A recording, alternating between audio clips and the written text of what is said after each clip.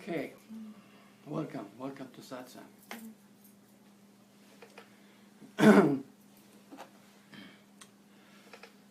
Today's subject is how to shift consciousness. Now, the reason I'm starting to talk about this because based on last Satsang, I received so many emails, the most I've ever received so far. One of the first was a woman who told me that she was a chronic fatigue. She's tired all the time. And when she listened to the video, and the subject was how to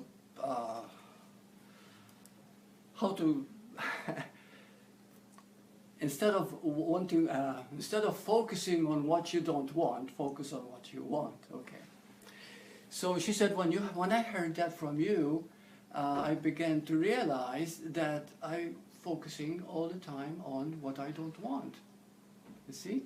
And then she realized, yeah, that meant that I am anxious, that I am worrying most of the time.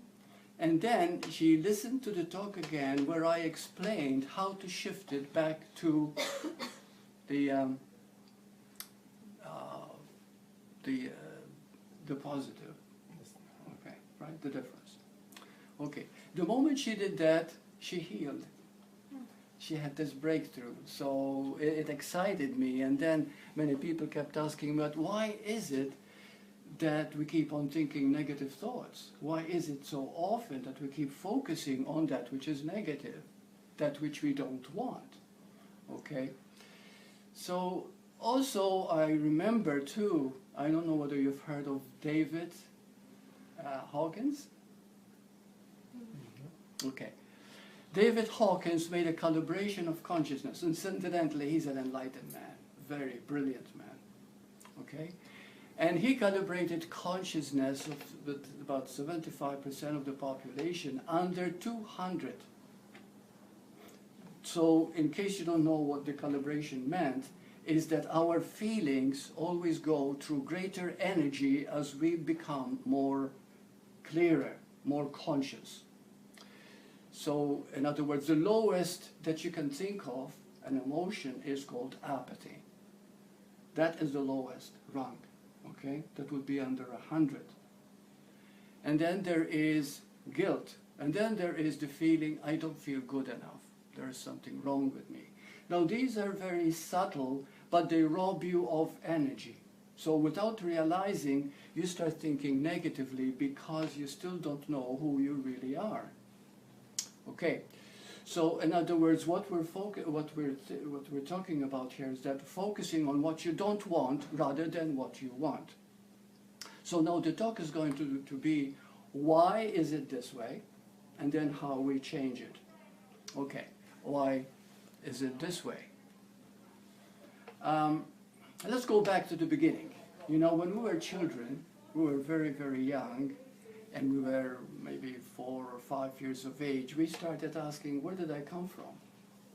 And of course the parents said maybe the stork or whatever, and they gave us some explanation, which wasn't satisfactory, but then again, the child felt somehow wasn't being answered. By the time they reached 10, 11 or 12 or teenage years, they developed what is known as grief or grievance.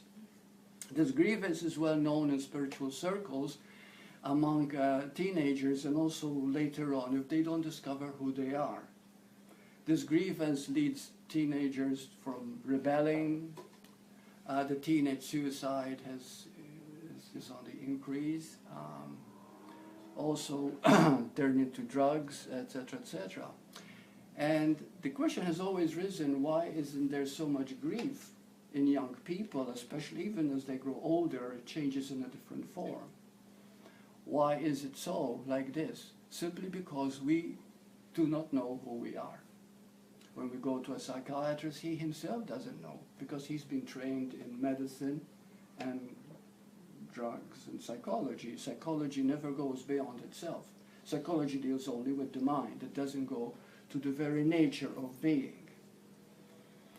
So you might go to a minister, to a priest, or to some counselor, and they say, well, you can believe in God, which is fine, but that is still not fulfilling, because God is a super force out there outside of you. You see? So when you start believing that something is outside of you, you still feel incomplete, because you still don't know who you are. So this is the key, that there is no fulfillment in life, there is no fullness unless you know who you are. The very nature of you, which is very simple. But we'll talk about that. Okay, so there are three things that start happening. One is that we become powerless. Okay, we begin to feel that we don't have any power. This is very, very common among 90% of the population. What this means, this powerless means, is that I am subject to what the world, the way it's treating me. In other words, I am the way I am because of the way the world is, or the way people have treated me. This thing happens. And of course, we feel powerless because we really think that what we experience is outside of us. And it isn't. Nothing is outside of you. You are oneness. You are one being, and that is your true nature. Another thing, too, that is very, very powerful and very important to know, and something that most people miss, is the law of attraction. Now, a movie has been done about it called The Secret, but it did it for sales appeal and getting what you want, not realizing that you're always getting what you want. You see? If you ask anybody in the world, there are 7 billion people on this earth, and ask anybody at all, okay, tell me about yourself. Give me 1 minute and talk about yourself. And in that 1 minute, if you're sensitive enough, they will tell you everything you need to know about the reality they created. So what we're saying here is that we create our own reality. Each one of us already has created it. So each one of us here, and those of you listening on the internet, you take a moment and see, how is my life going? Because that's exactly the way I created it. And nobody else is to blame. Nobody else outside of you has any power to create it for you. We create it according to what we attract. So this is where it becomes very powerful, is that because we have this grievance, because we have this feeling of emptiness, because we have this feeling of incompleteness, we begin to focus on what we don't want. I hope that doesn't happen to me, you know, anxiety or worry or frustration or anger, or any of these negatives are all focusing on what you don't want. But the question arises, why don't we focus on what we want? And most people, believe it or not, will say, I really don't know what I want more than anything. Okay? Because what you are is what you want, but until you actually begin to recognize it, you keep missing it. Now, how does it work, the law of attraction? Okay, the law of attraction is like a movie theater. You go to a movie, you sit down in the theater, and then there's a projector behind you, and it focuses the movie on the screen. Got it? So that's how the mind works. Our mind works in the same way. It projects thoughts, feelings, visions, images, as if they are outside of us. And then we believe that this is the world. This is the way the world is. And we are so convinced that that is the world that nobody can talk you out of it. You're totally convinced that this is the way it is. And if you talk to 100 people, everyone will tell you what they believe life is, and they will act according to that reality they created, and they have no doubt at all that this is the way it is. Okay? So, but until we realize that it is the mind producing that picture, and that reality that you create is only real to you. It cannot be real to anybody else, because everybody has their own reality. Okay? So we see this is very, very important. So by every thought we create our reality. But because we think it's out there, we think we need to blame it out there. It is because of the government. It is because of him or her, or my wife, my children, my neighbors. Okay? We're always blaming out there. And as long as you're blaming out there, you remain lost. Lost to yourself and continue feeling that grievance inside you. And that grief is a very real thing. Very real thing. Most people are living desperate lives and they don't even know it. In the sense that they say, well, this is life. This is suffering. Another third factor that happens is that we believe life is suffering. And because of that, we actually think that suffering is good for us. You know, the two world religions, the biggest religions, and there are a billion followers of each one, and I won't mention what they are, but you know what they are, they teach you sin. They teach you that suffering is good for you. They teach you that if you are bad, you go to hell and suffer. You see? And this suffering has become such a part of us that when you feel guilty, you actually feel good that you're guilty, because it makes people think that I am a good person. Did you know that if you study the criminal mind, the guilt has produced psychopaths? It has produced the serial killer. It has produced the habitual criminal. You see? Because when the studies were made, why do they act like this? You see? They hate out there. They want to get even with out there that made them suffer. You see? So, so this is that guilt inside. And guilt has one very strong thing in it. It repeats itself. Guilt always repeats itself. So the more guilty you feel, the more you're going to repeat it.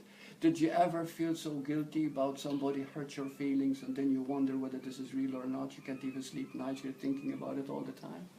You get up in the morning and you're still thinking about it. You see, because you don't know whether it's real or not. So you keep dwelling on it. So this is where you're making focus on what you don't want. We believe so much in suffering that even sports nowadays, they have a motto that says, no pain, no gain. We've heard that one, right?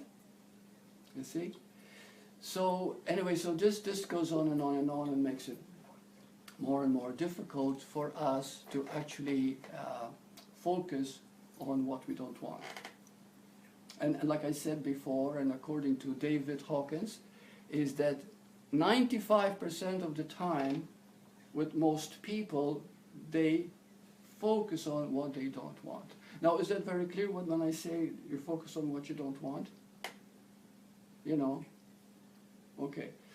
So, okay, now the moment you begin to understand that this is the law of attraction, and every time you focus on something that you don't want, okay?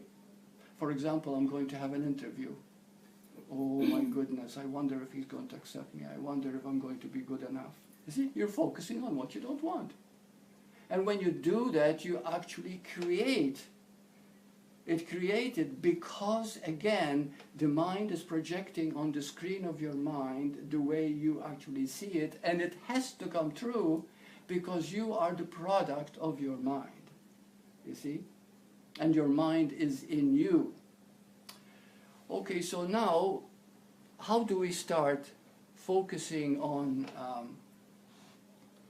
what is good, what is right for us, and what it is we want? But before we go into that, are there any questions at all about what we covered? Is that clear? Yeah. Yes, I am wondering, like, you need to know that you are aside from your thoughts to be able to see what you're... Right. You so are, that's right. That's you're bigger than your that's thoughts. The biggest thing to Yeah, do. yeah. I think. Mind you, also another thing too, that even though we are bigger than our thoughts, people think, why don't we stop thinking? Okay, it's true, you can have moments of real quiet and experience yourself, but the point is that evolution happens only through thought. Okay, It is thought that evolves, not you. You are spirit. You are perfect already. You are already life. You are already source. So when we talk about source, when we talk about God, we're talking about you. Right? You are that, because it's all one. So you don't improve. But however, evolution still takes place. And evolution is non-stop. So this is where dichotomy comes in a little bit and makes it difficult for the mind to understand, until we begin to see who we really are, and then things fall into place. Now, evolution happens on a thought. It is thought that evolves. For example, many people still study the old teachings in the old Bible, for example, which many beautiful, but many are parables, and many are given in such a way because people in those days, they didn't understand the truth, which is so, so advanced, the mind can't conceive of it. So therefore they were never told the truth. They were given stories and parables and everything else. But what happens with people, they keep believing the old because it was written, it's still cast in stone. You see? For example, when Moses gave us the 10 Commandments, thou shalt not kill, thou shalt not commit adultery, thou shalt not steal, blah, blah, blah, blah, blah, blah. And then Jesus came along and he did away with the 10 Commandments and gave us love. And so he made it very simple. You see? Because once you have love, are you going to kill? Are you going to steal? Are you going to hurt somebody? No. You see? So love takes away all those commandments and makes it simple. So this is what we're learning all the time. Love. See, love is complete. Love is whole. And love is who you are. But love is not something.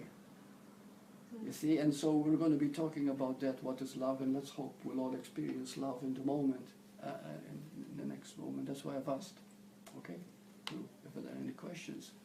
So we understand clearly now that it is thought which evolves. Okay. And as the thought becomes greater and greater and greater, it sees more possibilities, until you begin to see that even the world you experience is your thought. Because if you ask 100 people, how do you see the world, 100 people will tell you differently, according to how they see it. Because it's all mind, and mind is thought. And your body is made up of thought. So if I were to think of myself, Bert, you're going to be sick, the mind will make me sick. Because it's inevitable. Because the mind is the power. It is the law of attraction. Okay? There's nothing more powerful than thought. You see? So we don't overcome thought. We master thought by understanding it completely and use it. And to use mind when you begin to see what you want. Now, when we talk about what you want, we're not talking about needing, but confirming. You see what I mean? Because when you say, I want love, then the subconscious mind will say, oh, you want love because you don't have it, because you think you lack it. No, that's not the want we're talking about here. The want we're talking about is a confirmation of what is already. Are you with me so far? So when you say, I want happiness, I want peace, I want love, I want joy, I want fullness of being, when you say that and mean it, now what I do, I allow it. You don't say, I'm going to develop it, I'm going to have it. It's there already, because those very qualities are love itself. So how do we start experiencing love so that we want it more than anything? And when we want it, we heal. I've had so many letters, I didn't even want to bring them, but most of them, the major point of the questions that people have asked is, why are we so negative? Why do we choose it all the time? So we discussed those points, why we do that, okay? Because we're brought up that way. Nobody told us who we are, unless we go to some master, teacher, and they'll tell us, hey, you are a beautiful, divine being. You've always been. But now the moment you know it and start to live from it, all you need to do is say, I want this, and you have it. That's how powerful it will manifest the moment you know who you are. Okay, it will manifest so fast, it spins your head around. So let's talk about that first, okay. So there are two things we need to understand. Not only to stop, oh yeah. Just one question before you go on to there. One thing that I'm looking at is that people choosing the negative actually can reinforce their ego and make them right, while if they actually begin to move towards what they truly want, their ego gets thinner and they think that that's who they are, so they think they're going to disappear, and why would anybody commit hara-kiri? Right, right.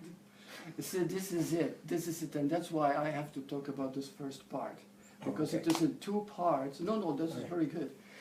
Because it is in two parts that we actually begin to understand how to make it work. Okay, the first part is unfortunately the most difficult. Why is it the most difficult? Because it is so simple. You see? And because it's so simple, the mind can grasp it. So please listen with your heart, okay? Don't try to figure out what I'm trying to say here. Just feel it in your heart. Feel it now. Okay. Number one, what is necessary is to ask, who am I? But no matter how long you ask it, no matter how driven you are, it took me 27 years to understand this particular question, who am I? Honest. Because I thought I was going to discover something.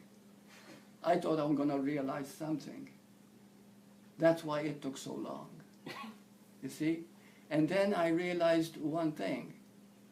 I am this moment itself. This now. Oh no, stay here. Stay with me here. You are this moment itself. Okay. Now, if you say to yourself, now you have to feel it, okay? Don't think about it, please feel it. You are this moment.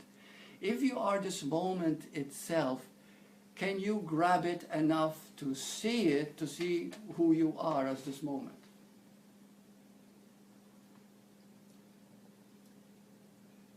Can you grab it? To feel it? To feel? Yes, to feel it, yes, but I wasn't talking about feeling, because you can feel it. But to grab it, to grab this moment, you find it's... Well, you can never grab the moment because the moment is alive. It is life Very itself. good. The moment is alive, so you're going to grab it. Right. What does alive mean? It means ever-changing, ever... Well, it means both that. It means changing in form and all of that, and yet substantially, sourcely, it is always it. That's right. It has no beginning and no end. See, the now, when did it start? Was there ever a time when you can think you weren't? Is there a time when that will now ends? There's no exit. But yet, it is all there is. So if I am this now, and I try to grab it, I cannot grab it. But when we talked about feeling, that's very good. So, so therefore, if you stay for a moment, I am now. This moment. Feel it. I am this moment. I am nothing, but if I close my eyes, there is nothing there. But stop, stop. What is happening when I am aware of this moment in which I cannot define, I cannot express, I cannot hold on to, I cannot draw it or anything like that. I can't even give a picture. But what is happening the moment you are with it? This is crazy. There is an awareness of being that. And the awareness of being that, isn't that full attention? 100% attention, isn't it? Yeah. I'm here. What is 100% attention? I feel everything. You feel everything. You are loved. Okay? Now you know what love is. That's what love is. You look at another human being and at that moment you adore them. You love them so much. You don't even exist at the moment. That's all they are. You become them. Or you do a painting or listen to a beautiful piece of music. At that moment you are so 100% attention on it that you are it. You see what I mean? There's no self-consciousness. There is nothing. There's just that. That's love. You see? It's just like you get up dancing and you love that music and you don't care whether you're dancing well or not or people are going to criticize you. You love it so much that you're just there. It's just one with the music, right? Okay, when you're one with the music, that's perfect love. In that moment, we call it the egoless state of being, the is of being itself. You see, you just are. Now, so this is who you are. But this is very frightening because we think, and this is where we have to differentiate between thinking and awareness. And it's a very fine line, and very few people can actually do it. But if you can go back to thought, you say the thought, I am just this moment. Gee, this is nothing, right? But if you're aware, you find that there's nothing that you cannot be or are. Because that nothing that you are is everything, practically everything. So even when you think of God, no, I am God. How can it be otherwise? You see? So if at that moment you're very clear that the full attention you are is the highest love you can ever be in the moment, at that moment, if I say, I want love, I want peace, I want happiness, you're it at that moment. Okay? Because it cannot be any other way. And there's nothing to interfere. Nothing to interfere with that moment. That is the completion, and that is the secret of manifestation. Okay? When we talk about the law of attraction, manifestation, they made a movie out of that and they made millions of dollars selling it, but they only showed you one fraction of it, not the whole meaning of the law of attraction, because the law of attraction is the greatest power there is on earth. Okay? And it is the law of mind. So that anything that you focus on, you become. It's inevitable. Okay, now we come to the second part. We understand the first part now? Okay, we grab the first one now. How beautiful that is. So who you are is this moment. Number two, which will make it even more beautiful, is that any emotion you feel, there's no good or bad here. When you understand who you are, there's no good or bad. Everything is one. Everything. You might say even the highest fear is one. Yes. Because anything that happens in life, no matter how so-called bad it is, no matter how wrong it is there because it wants to express its own love. Did you know that? Tell me anything that's negative right now. Anything negative. And let's see how it is when we look at it. Guilt. Guilt. Why do you feel guilty? Because I think that I need to act a certain way. That's right, because you might think, oh, I've done something wrong and I shouldn't have, etc., etc. In other words, you're trying to define just instead of being with it. You see, if you were to grab guilt, and that's very good because guilt is a very, very embedded feeling. If you were to grab guilt and bring it to the moment. Now, there's another thing about the moment which I haven't mentioned yet, and I apologize for that, love, so because it's timeless. Okay, the moment is timeless. If it's timeless, fear cannot exist in the moment. Because fear is time-bound. Fear is future.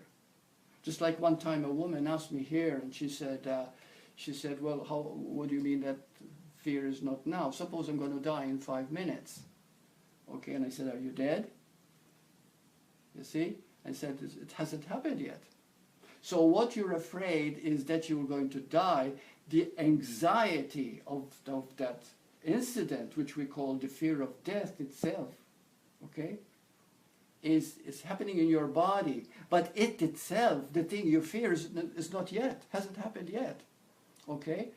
So when you begin to understand that in the moment, nothing that you fear can happen, because fear is a future. Fear is something that's going to happen. Anxiety is, I wonder what's going to happen. Regret is, I wish it didn't happen. It's always past or future, but now itself is complete. Now itself cannot even minutely take in a negativity. If you think in the moment something is negative and you dwell on it or try to process it or whatever you're going to do, what happens? You go into its story. And then you make it worse, and then you linger with the negative. But if at that moment you take it in, you accept it, you don't see it as wrong. You just take it into your being. At that moment that you take it in your being, love and death become one. Love has no limit. Love has no boundary. Fear does. Fear has limit. Because fear is a movement of lack. Love has no limit. Love has no lack. How can I explain this to show that whatever you bring to the moment, no matter how much suffering there are people who have had sudden healings, even of cancer, because at the moment something happened that created a breakthrough. And then they said, oh, they had a remission, or whatever. They don't understand what it is, they don't know how it happened, but that's what remission means. You could have produced cancer because of so much guilt and fear and unforgiveness in your life that it begins to fester and eat away at you from the inside. But then there comes a moment when you say, my God, I created it all. At that moment, if you were to see that, there could be a remission of that cancer. See, that's how powerful it is. When you bring anything into the moment itself, you manifest it immediately. And that's the key of manifestation. You see? Let's say you have a need, and you say, my goodness, I found myself like this woman. She had a breakthrough, and it made me feel very good because she's the first one that wrote me regarding the talk. And then later on she said that she's still feeling good. She was, don't worry about it, she was very caught in chronic fatigue. She was tired all the time, feeling bad all the time. And then she had this breakthrough, and she said, I made myself at peace by allowing it. And she felt it, and she said, it's that simple. The moment you felt that peace in the moment by allowing it, not trying to achieve it, by allowing it, there was a healing of that constant worrying that caused the fatigue. And now she says, I have a new vitality, a new aliveness, because I know what I want. And what I want is to be who I am. And who are you? Anything that is good, anything that is beautiful, anything that is the best, it is who you are. It's that simple, really, because love is total. Love is complete. Love is whole. You see? So, so now we're going to see how the two are combined. You know who you are. The moment you know who you are, then you begin to accept everything, because nothing happens out there. It's just like I get so many relationship problems, and people say, why did she act like that with me? Why did she do this? Why did she leave me? And she says the same about him. Why did he do this? Why did he do that? First of all, you created it, because relationships are a mirror. Did you know that? They are a perfect mirror. And what you haven't resolved in the past, it will repeat. It will always repeat, because it's inevitable. Because the beautiful thing about life is that it loves you so much that it will give you sometimes pain so that you deal with it and heal and grow. But if you fight it, if you resist it, if you complain, then it gets worse and worse and worse. But you see, this source, this power that you are, is nothing but love itself. And anything that it does it through that love. See, are there any questions? Or something personal you want to ask or go into? Yeah. Just in what you said, Bert, if we are love, then all that's really going on in the world is the need for love. Very good. That's exactly it. It's a need for love. All wars are a need for love. And it's We're not the happy with the rejection. government, we're not happy with what's going on, let's fight, let's revolt. But that's part. Did you know that revolution always brings change? You see? So sometimes we say, why is this happening in the world, such an awful thing? It's part of what has to be in order for change to happen. You see? But if you call it wrong, what happens is you begin to see wrong out there, and it will start to affect you. If, however, you see that it's inevitable, what is happening is inevitable, because the only way we grow, the only way we expand, you see, is by seeing that nothing is outside of us.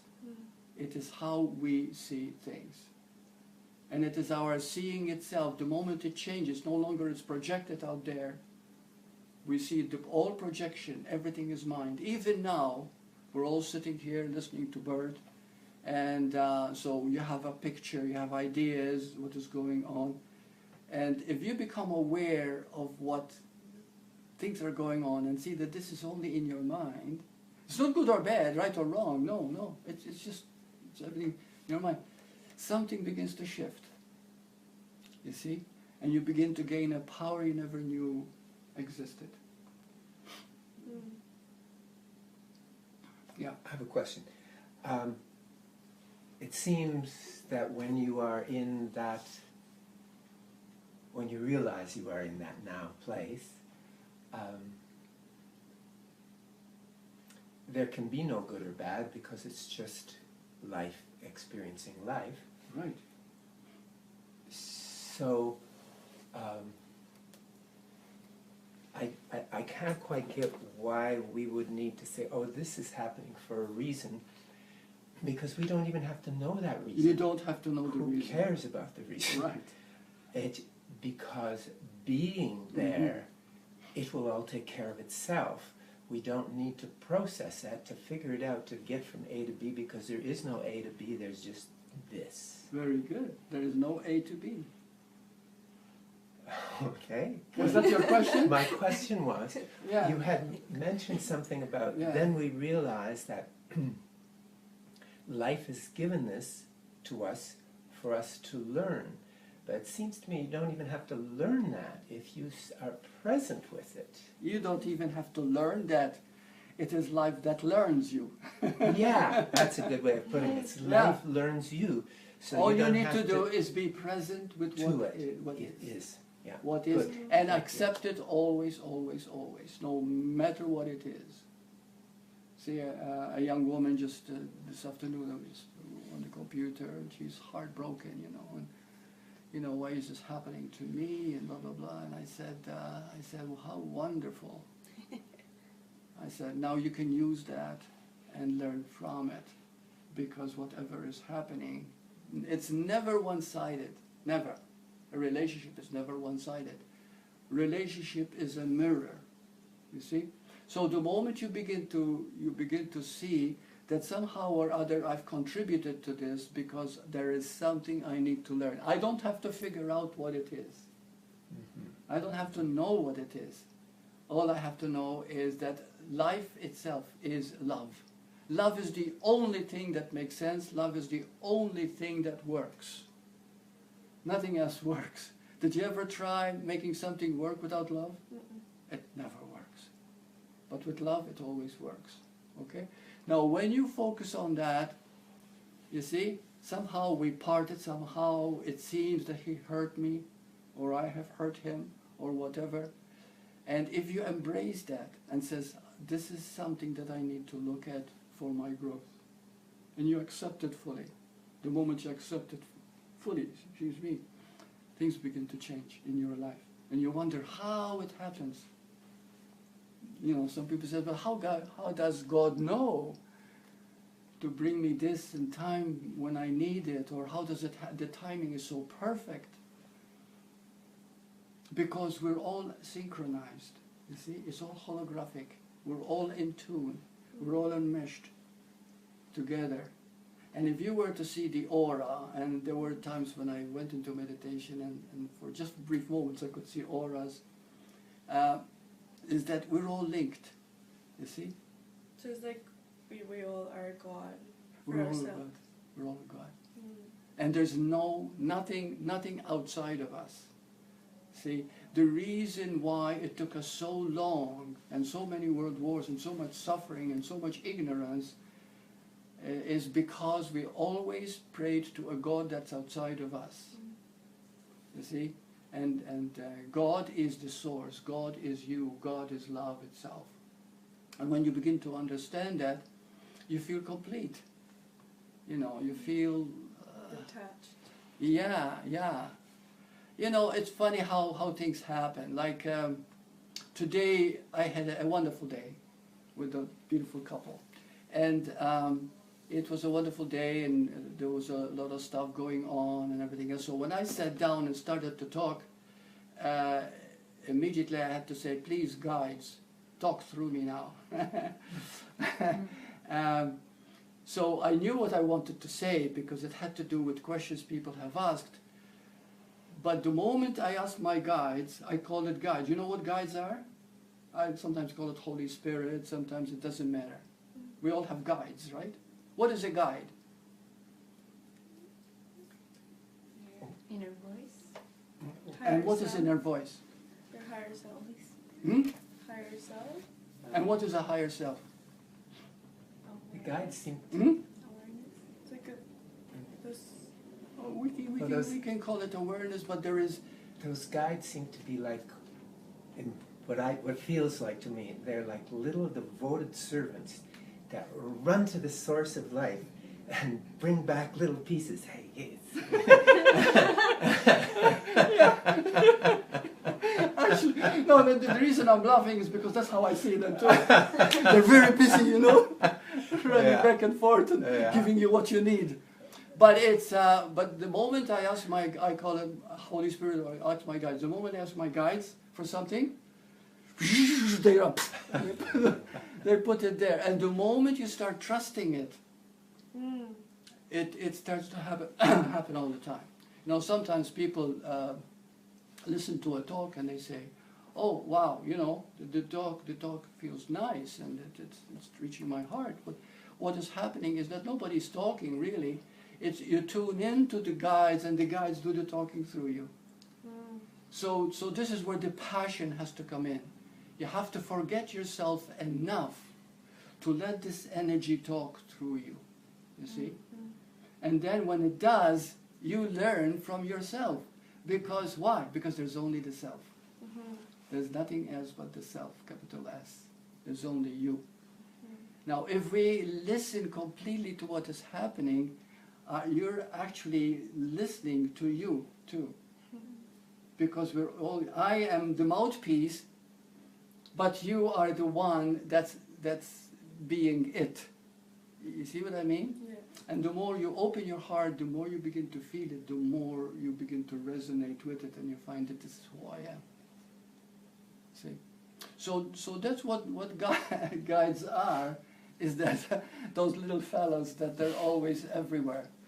And if you can imagine it to be that way. You can talk to them. Sometimes they're called angels, sometimes they're called different things. But there are energies that are all around. We're all synchronized, you see, geometrically. I'm talking about that because you sent me some links about the geometry, right? So, anyway, so are there any questions about what we've discussed? Are those 2 points clear about how, when we catch ourselves, okay, focusing on what we don't want, and David Hawkins said that 95% of the time, he didn't say focusing on what you don't want. He says we would just think negative. Okay, so and this is happening all the time. So the moment This is happening. You might not realize it, but all of a sudden heaviness comes to you. Your body doesn't feel energetic. All of a sudden you feel out of sorts. Because it always comes through feeling. Everything is feeling. And the greatest gift we've been given as humans is the emotional body. Because through the emotional body, it is the catalyst to our own evolution. You see? Now, it's a matter of if we fight our emotions, if we think we are being bad, if we think there's something wrong with us, then it starts to get worse and we might get sick mentally, physically, emotionally, spiritually. But if you begin to use it, no matter what is happening through you, and use it as part of what you need to look at and learn, and you never make mistakes. Did you know that you never make a mistake? The only time you make a mistake is because you think you have done it so. Because everything that you do is there for your growth, for your goodness, you see? And this is what love is, this is the trust. So when you are very still, very quiet, become very, very still, quiet. All there is now. That's love. That's absolute love. Because it becomes total attention on attention, awareness of awareness. You see? It is one with itself at that moment. And what happens is that you forget yourself and you find yourself in tune, completely in tune. So my emphasis today in the talk is that these 2 points, and before we say namaste and finish it off, I'd like to feel that you understand fully how the 2 are needed. First, who you are, always. Always remember who you are. Okay? And who you are is this moment. And this moment is eternal. You were never born, you will never die. Not the body is changing all the time. My body has recycled 5 or 6 times in this lifetime. You see? But you, the essential you, is always. Is always. And when you get in touch with that always, that eternal you, then you'll find that anybody that you talk to, anybody that you, is also you. You know? And that's how love works. Love is not necessarily, you know, hugging, kissing, making love, although that's another part of it. But love itself is when you feel that connection. Total connection with everything. Human, animal, plant, flower, in all nature. You feel one with everything. You feel that total and absolute connection. And when you feel that connection, your whole body becomes alive. Your whole sense of being becomes alive. Because one thing that life gives you, the moment you feel love, it gives you feeling. And that feeling is always beautiful. You feel good about yourself. So when we say, do you love yourself? It means, do you feel good about yourself? Because that's what it means. If you feel good about yourself, then you are in love. You see? So, any questions?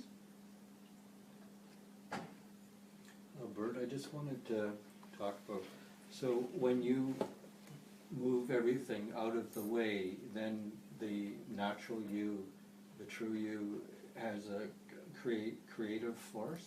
Like, yes, is but there a flow of creativity from there real life? is a flow of creativity, but you said when you move everything out, get out of the way. You don't need to get anything out of the way. Everything is all right and perfect as it is. Thoughts? Okay, yes, everything is okay. Everything is God, everything is love. There's nothing bad or good. It's only to the uninitiated being who still thinks good, bad, right, wrong, should, shouldn't, right? But in truth, everything is. And when you don't try to put anything aside, don't try to get rid of thoughts, don't try to You waste stop energy thinking, doing that. oh my God, It's yeah. just like chasing. You burn yourself out, yes, trying to improve, trying to be good. Oh, hard work. And I know that how terribly hard it would be. No, just learn to be, always be. And so everything that is happening, you bring it all here. And the moment you bring it all here, love is so grand, so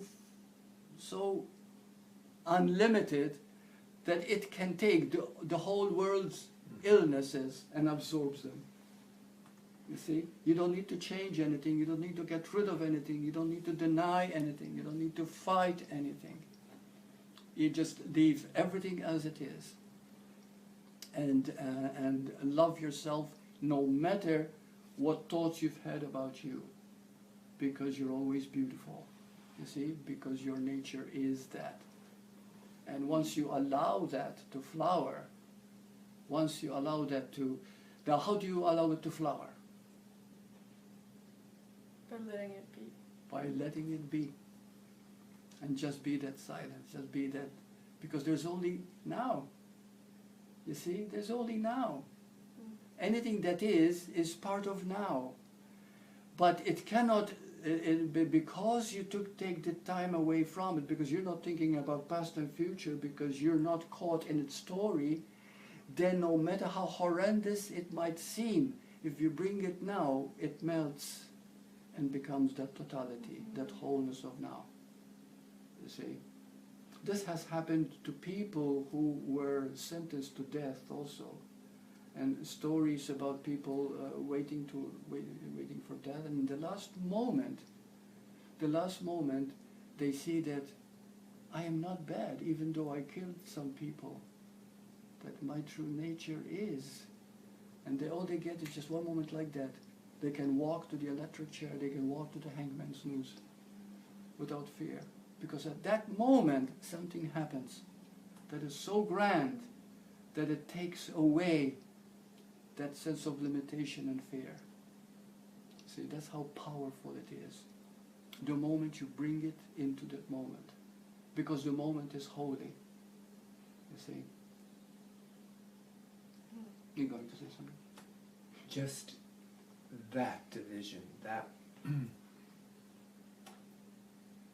that experience of the nowness. That's the key to stop chasing the dog's tail. Right. Because Right. otherwise, Because it's time. now I must get to the nowness is like ridiculous. It's ridiculous, yes. Because now, you're always now. Because See, that's another thing. Can you ever be not now? That's the beauty of Yeah. what you said. It's the ocean of love embraces everything. So there's nowhere to go. You can settle and open your eyes and be blasted by what you are. Right. And that until you touch that, you run around it with your mind. Yes, And that's yes. Because of the conditioning that we've had, the thoughts, the things we read that people said or religions have said. You see, like concepts. now you might think I'm against all I am not. A religion is a religion, you know. People need to bring down their beliefs. They need to organize. One time there was a story, but Krishnamurti told the story.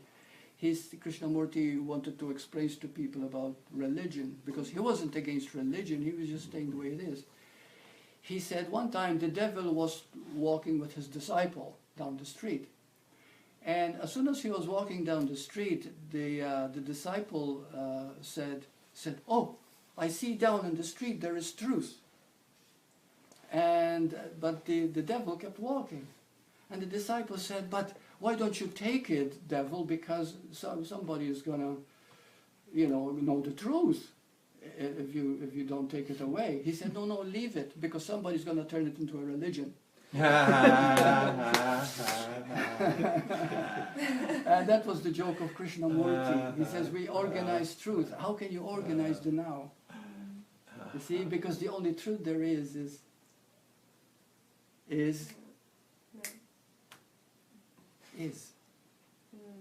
you see? And that is the truth. This moment. And the moment you define it, the moment you make something out of it, you've lost it already. So can you imagine if you organize it with a lot of rules and regulations? When Buddha, he took a long time, years of torture, years of fasting, flagellation, everything else, because he wanted the truth. He left his wife and child in the palace. He was a prince. And one time he said, enough is enough. I'm going to sit under the Bodhi tree, and if I fall dead, it's okay, but all I want is to find truth. But I'm not going to move from here until truth dawns on me.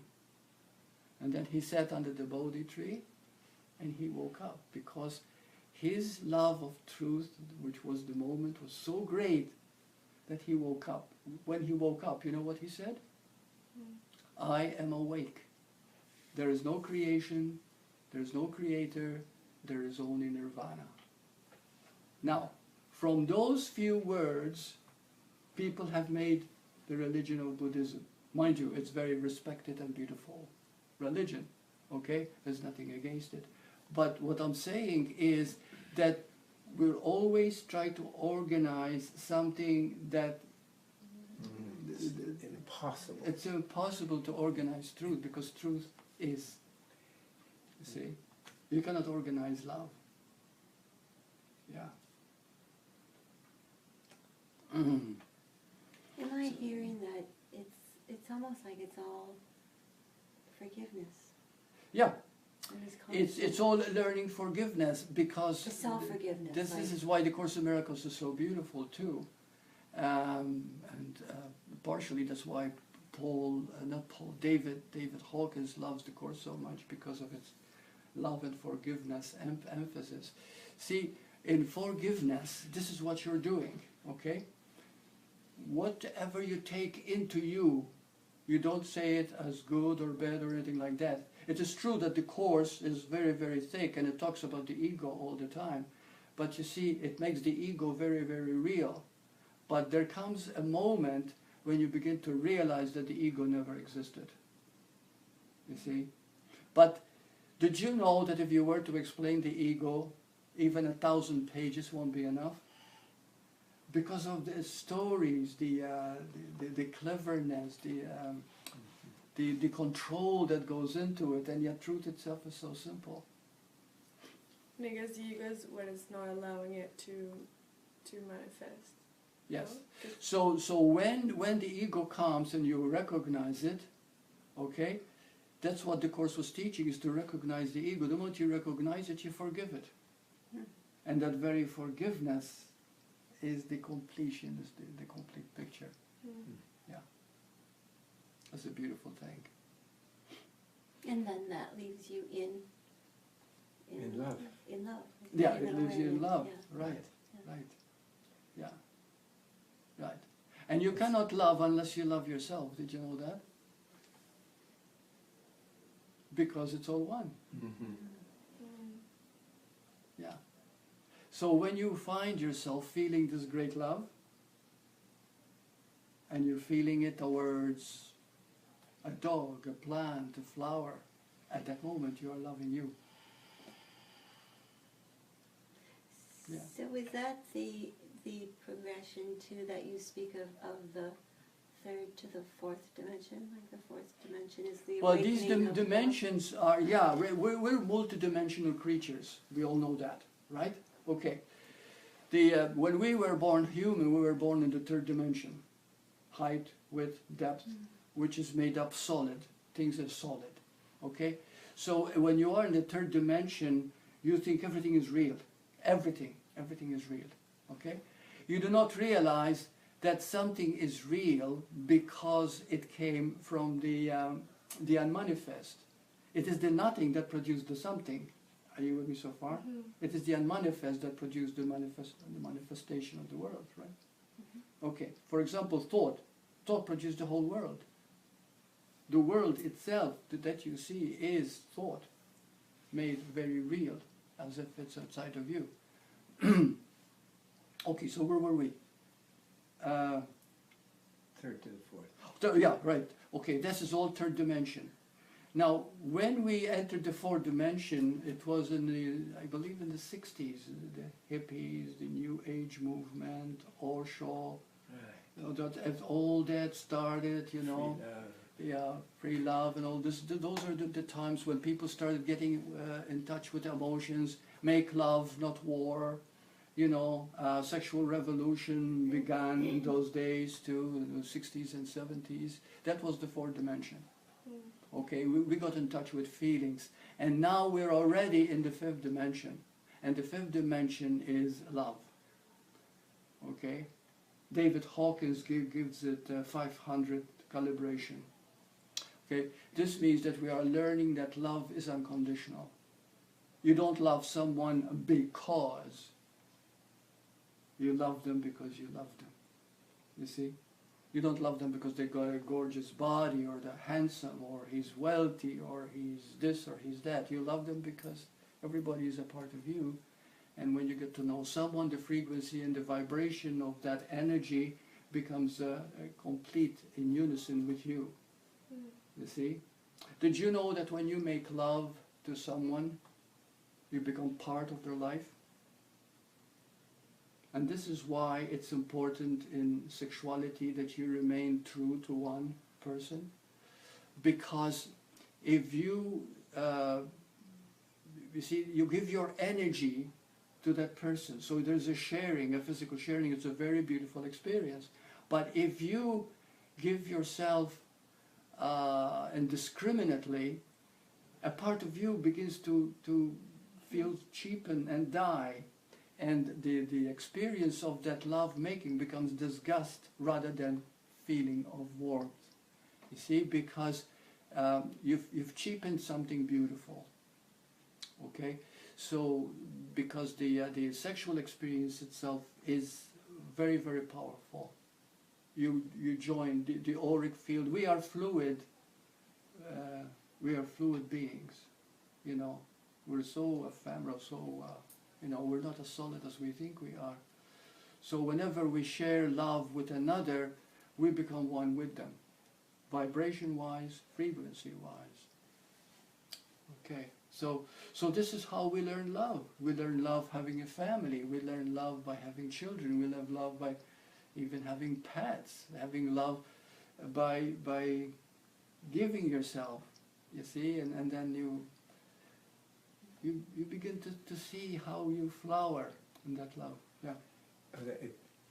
It seems like those are wonderful examples to show the richness of it, and there is no path that does not lead to love. There is nothing way. that can. Yeah, that's right. Yeah. Because it unfolds everywhere. That's such a beautiful thing, and yes, we take different paths because of our propensities. Yeah. But that's all it is. Mm-hmm. Just yeah. Because in some ways it can almost not be avoided in the long run. You're right. Anything that you do sincerely, authentically, always leads you to greater love. But the moment you pretend, the moment you know, you're not real, okay, it leads you automatically to your own doom, to fear. If you are, I mean, we all have our human foibles.